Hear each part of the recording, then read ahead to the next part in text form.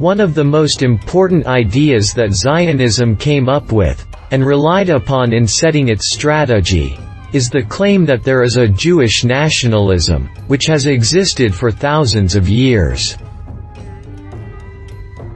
They made that claim a goal that they adopted at the First Zionist Congress, which was held in Pau, Switzerland in 1898 AD, where it was decided that the goal of the Jews is to establish a national home for the Jewish people in Palestine.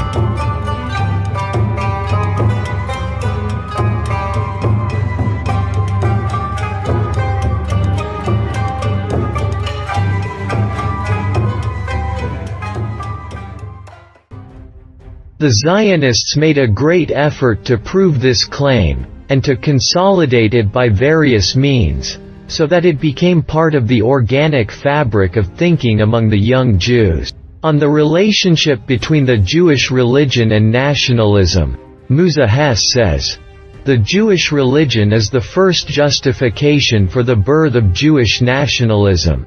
And for this we find him calling for a Jewish nationalism that liberates Jerusalem and the beginning of the era of cultural revival." As for Herzl's friend and aide Max Nordau, he links Zionism with belief in the idea of nationalism, saying, "He who does not believe that the Jews are a nation is definitely not a Zionist. He who believes in this will turn into a Zionist, because only by returning to the original homeland does the Jewish nation get rid of hatred and persecution." From the foregoing, it becomes clear that Zionist thinkers are keen to prove that the Jews have a historical, religious and cultural relationship with Palestine.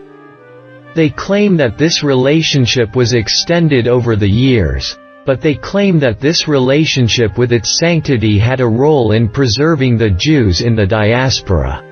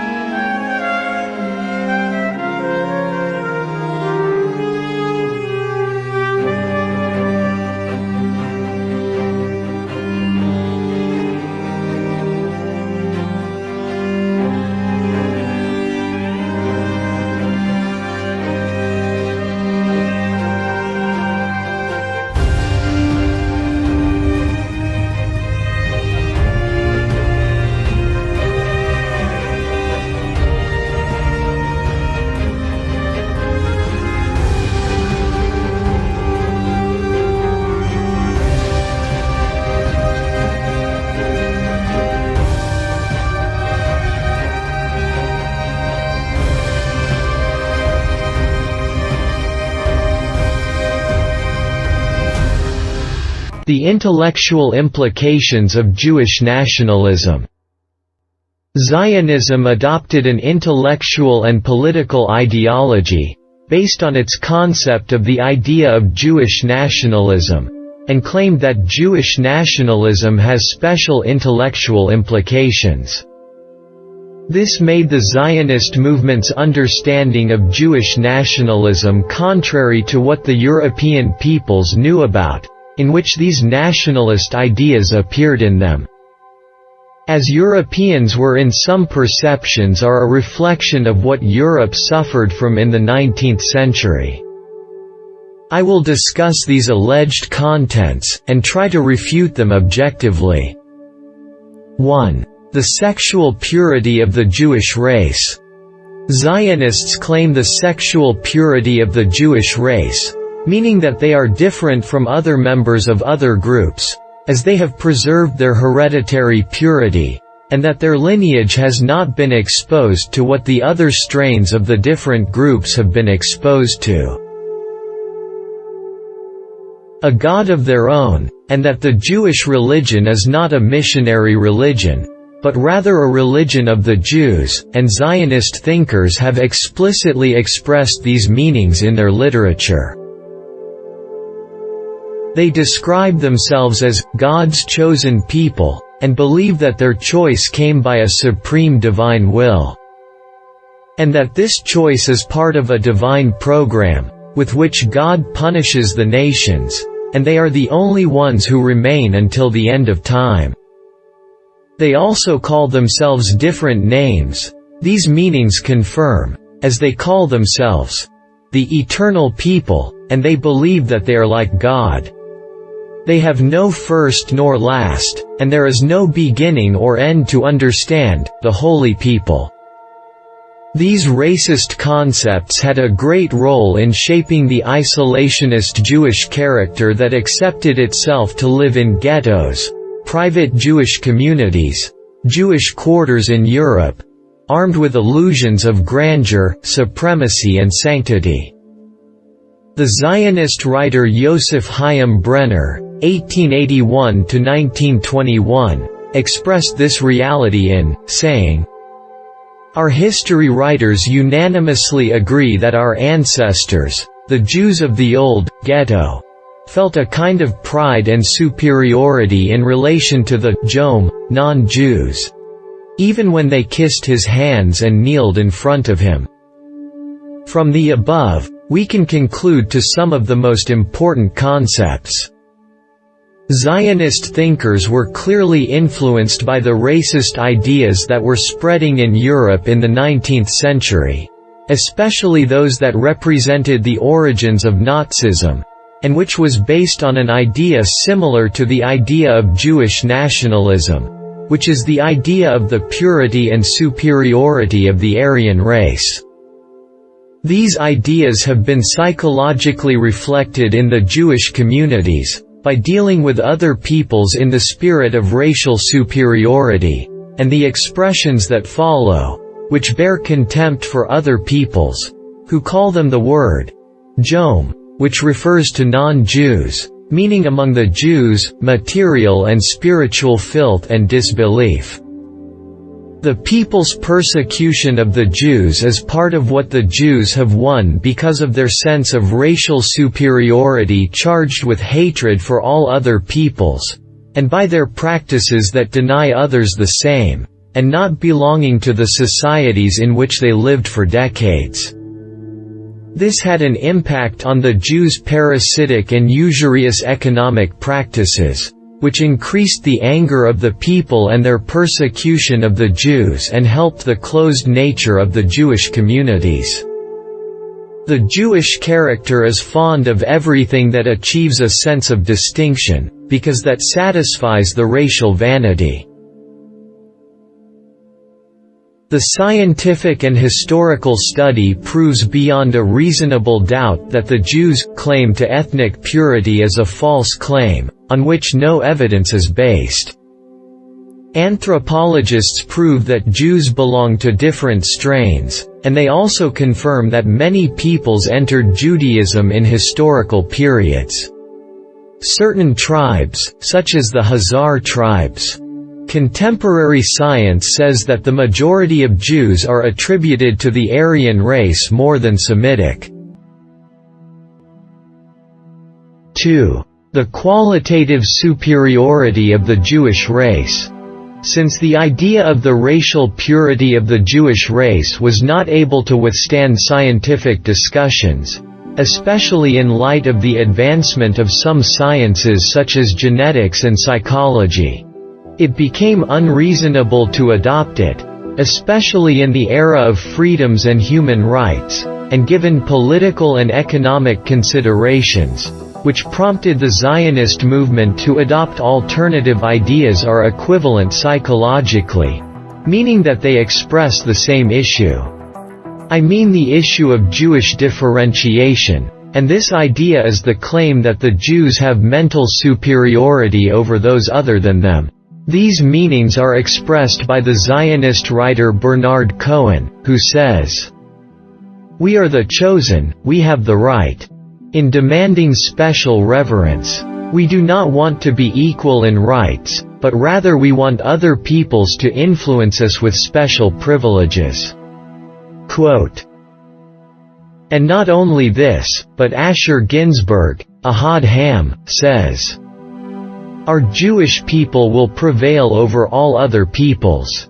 Inferior peoples. Because only the supreme nation is the flower of mankind, its climax, and other nations are only created to serve this elite. From these ideas it becomes clear that Zionist ideas exude racism that does not give weight to other peoples, but in the best cases, views them with a view of slavery and servants to the Jews.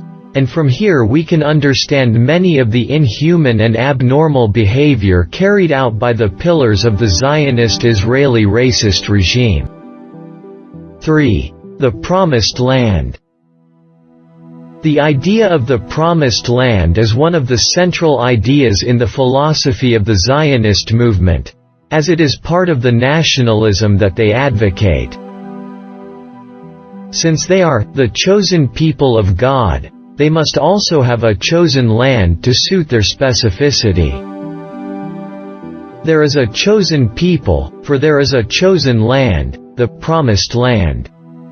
The Zionist commentators rely on proving this claim on several texts from their sacred books, claiming that the Lord had promised Abraham and his descendants the Holy Land. Jewish thinkers have expressed this relationship in most of their writings, including that of Y. Harby, who says, "The Jews are connected to the land of Israel, with a unique bond, as there is no other similar example to it, of a people's attachment to their land, for it is a sacred spiritual bond, and longing steeped in antiquity, and while the Jews lived for many centuries outside their country, they were behaving as if they were in Israel. And towards that land they directed their meditations and prayers. And this is not all. Rabbi Kook says, "The Spirit of God does not pass through the people alone, but also passes through the land. Therefore, the land of Israel is not something separate from the spirit of the Jewish people, but rather it is part of the essence of his national existence. It is linked to the life of existence and its inner being." This means that the presence of the Jews in the land of Israel is part of religion and belief, and thus Kook exaggerates, saying, Rabbi Kook says, "The state of exile is an abnormal and anomalous state, and that the Jew cannot be sincere in his thoughts, emotions and imaginations outside the Promised Land." Through the texts that have been presented and the historical reality of the development of the Zionist movement, I can make the following observations. 1. Despite the secularism of Herzl as the founder of the political Zionist movement, he relied on the doctrinal concepts contained in the Torah regarding the land of Palestine, and worked to establish these concepts among the Eastern European Jews who were poor and were distinguished by religiosity. This is to give the Zionist movement the sacredness and the religious tinge, and history states that Zionism at one stage was ready to accept a national home for the Jews anywhere in the world, as they expressed approval for Uganda, Argentina, and even Sinai, especially in the stages in which they gave up on obtaining the approval of Ottoman Sultan Abdul Hamid II. Thus, Zionism worked on the exploitation of religion, like all racist national movements. 2. As for the divine promise to Abraham, in the land of Palestine, it is also a promise to the Muslims, because they are more entitled to Abraham than the Jews. Also, this promise was linked to Abraham and his sons as good prophets and servants, who rule the approach of God Almighty, not as human beings like humans, and accordingly, Muhammad, peace and blessings be upon him, is the only and legitimate heir of our master Abraham, peace be upon him. Thus, Muslims are the inheritors of the Messenger of God in that, so the religious right is against the Jews and not with them. 4. Historical right.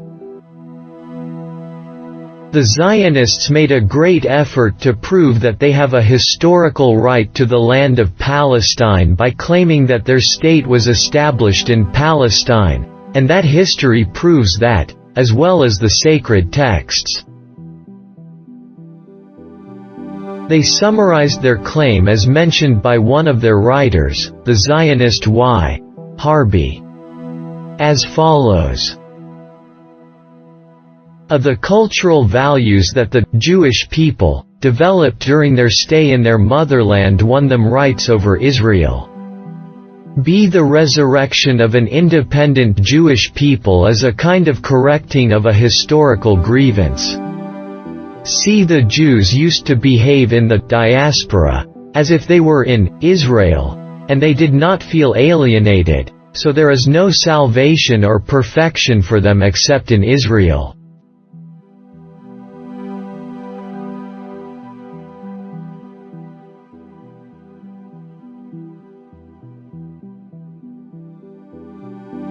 These Zionist claims are fallacies that cannot stand before the scientific debate, because from the cultural point of view and as stated in the Jewish holy books, the Jews entered Palestine, and found in it houses full of goodness, great cities, dug wells and planted trees.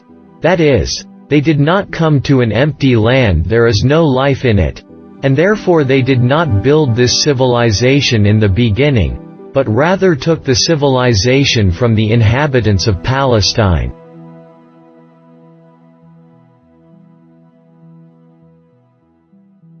Historian Gustave Le Bon says, "The Jews do not deserve, in any way, to be counted among the civilized nations." As for Pristide, he returns all the progress made by the Jews in Palestine to quote from the Canaanites. The mixing of the two parties brought about fundamental changes in the lives of the Hebrews. Thus it becomes clear that the claim of Zionism about the culture that the Jews developed is contrary to reality and untrue. As for talking about the injustices faced by the Jews in various parts of the world, it is by what they have won, as they have satisfied themselves with a parasitic and isolated life, and they have been clothed with the racist spirit and claimed for themselves the qualities and the merit that caused their resentment on them, so racist thinking reverted to their chests. Also, their economic behavior, their collection of money, their hoarding of gold, their treatment of usury, and their control over the people, led to the ignition of racist revolutions against them. It is also unfair for the people of Palestine to bear their sins on behalf of the world, as they did not commit against the Jews anything that calls for the occupation of their land and their abuse. And it is better for Europe to bear the solution of the Jewish problem, because they are the ones who persecuted and tortured the Jews. As for what is said about the historical right as a whole, the law states that the historical right is equivalent in international law to the term acquired statute of limitations, that is, it is the right acquired as a result of the prescription of the covenant by practicing and using it. The historical right becomes a right as a result of actually directing it, during a long historical period. So does that apply on the claim of the historical right of Zionism? The answer is certainly no, because it is proven in history that the state of the Jews did not exist in Palestine except for nearly 80 years, during the reign of the prophets of God David and Solomon, peace be upon them, and the Jewish state has lost its political entity permanently since the 1st century AD. and the Jews no longer constitute but a small minority just like the rest of the minorities. Palestine had nothing but a house of immigration for the Jews, just like the land of Egypt, which hosted them for 4 centuries or more, in addition to the fact that their so-called state, when it was established, was surrounded by the real owners of the land who remained attached to all their cities and lands along the coast extending from El Arish in the south to the borders of Lebanon in the north. The Zionists tried to implant the saying of historical right among Jewish youth in the Jewish communities in Eastern Europe, in order to become part of their intellectual and psychological formation. And despite the great effort expended in propagating this matter and others, the Jewish youth continued to prefer emigrating to other than Palestine throughout the periods of the so-called the persecution suffered by the Jews. And this is what the Russian writer Ivanov asserts, saying, "The waves of Jewish immigrants and victims of persecution in Eastern Europe have rushed to America and not to the Middle East." This confirms that the land of Palestine was not closed the doors to Jewish immigration, yet immigration to Palestine remained limited, which refutes the Zionist demand for the right to Palestine based on history.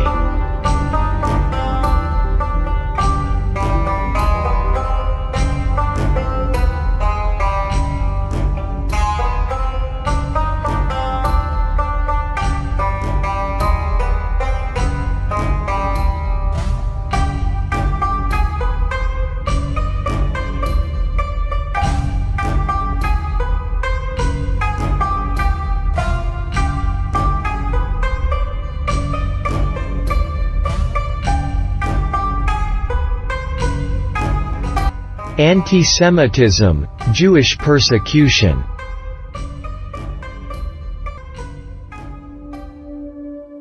Semitism is a term used to refer to the people descended from Shem ibn Noah.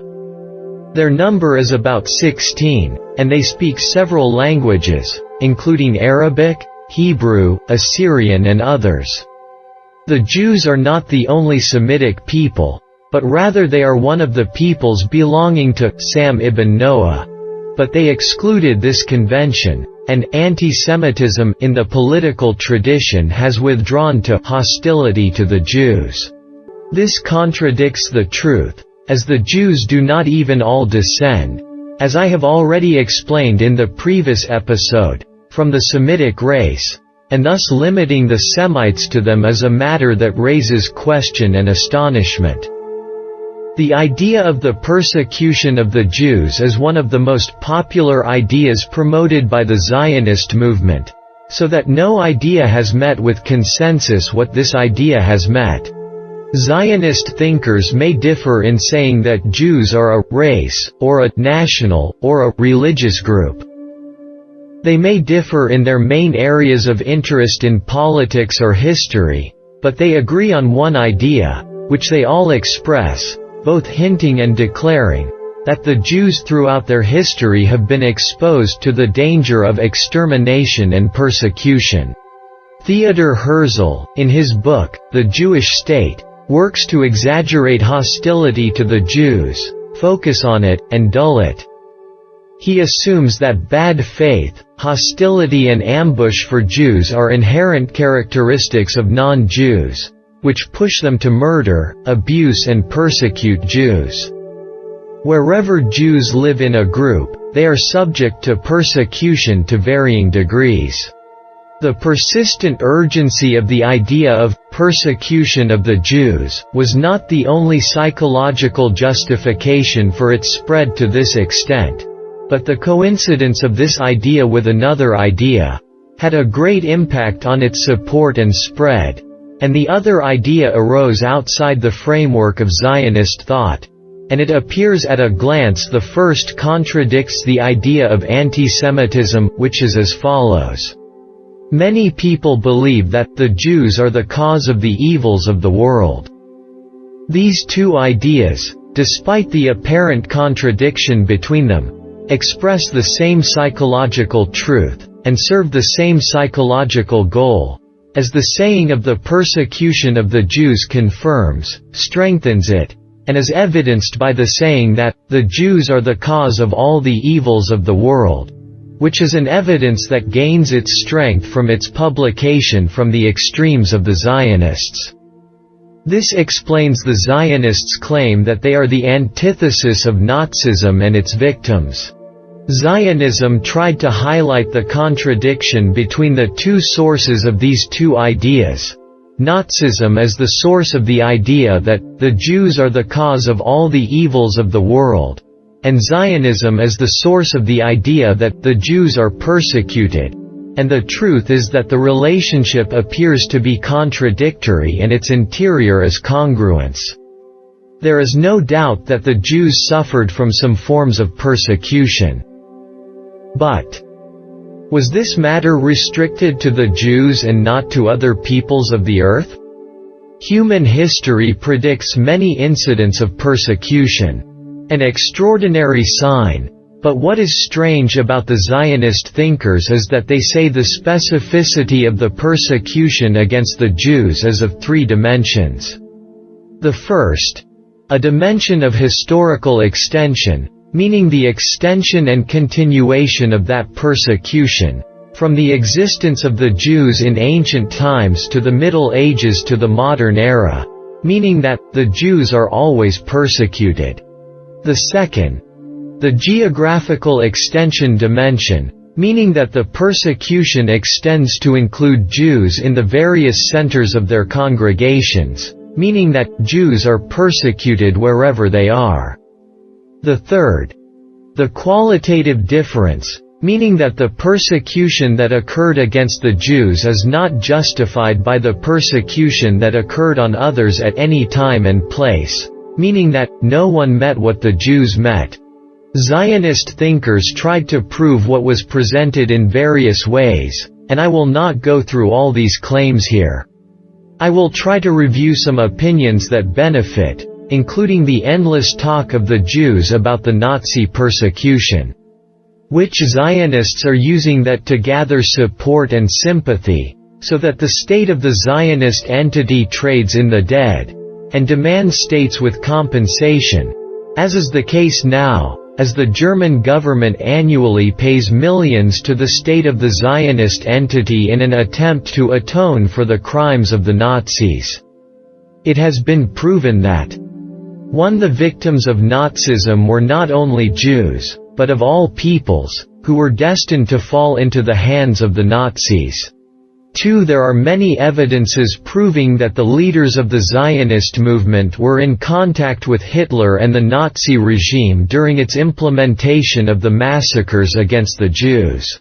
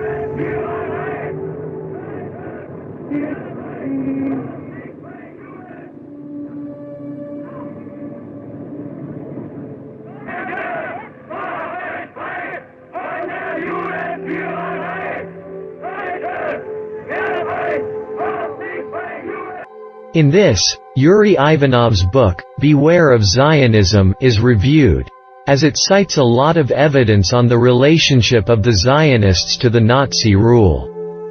During his trial, He was claiming that the massacres of his people were motivated by loyalty to Zionism. 3. The Zionist movement benefited from the Nazi massacres of the Jews, because the Jews would not migrate to Palestine in large numbers except as a result of the massacres that took place at the hands of the Nazis in Germany. The evidence for such Jewish Zionist thinking was mentioned in the newspaper, The Zionist, speaking for the Jews in Britain in October 1912, and it said, "What force can produce this result? And by what means can the spirit of the Jewish communities in England be changed, so that an increasing number of their members rush to join the Zionist banner?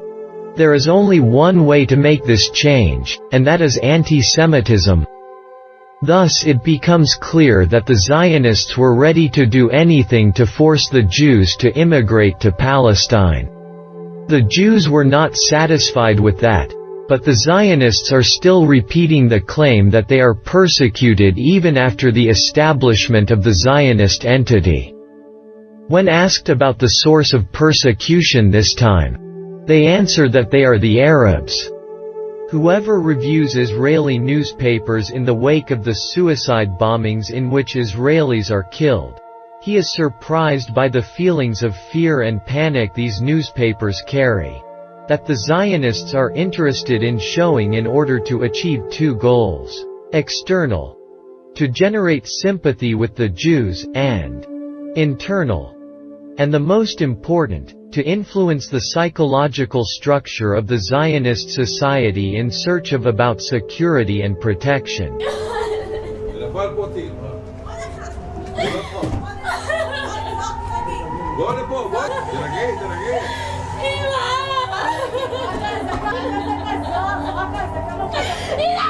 Thus, Zionism achieves its goal of consolidating its control over the Jews, and then harnessing their energies in the direction of response, and thus they turn into aggressive forces.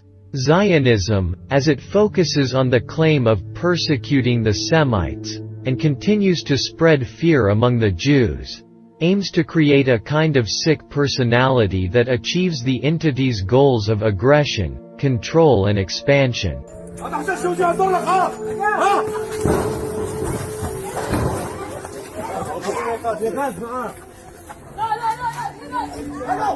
The inhuman practices suffered by the Palestinian people of all groups were the fruit of Israeli racist education, and the product of the racist and aggressive Zionist.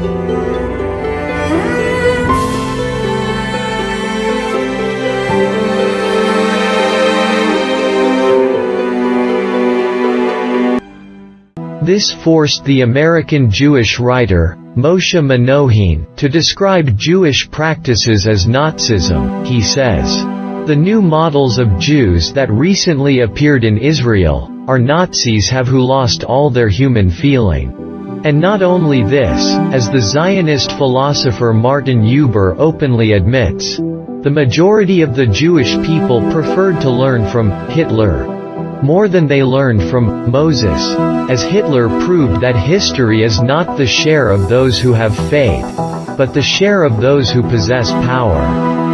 And if he possesses power, he can kill shamelessly.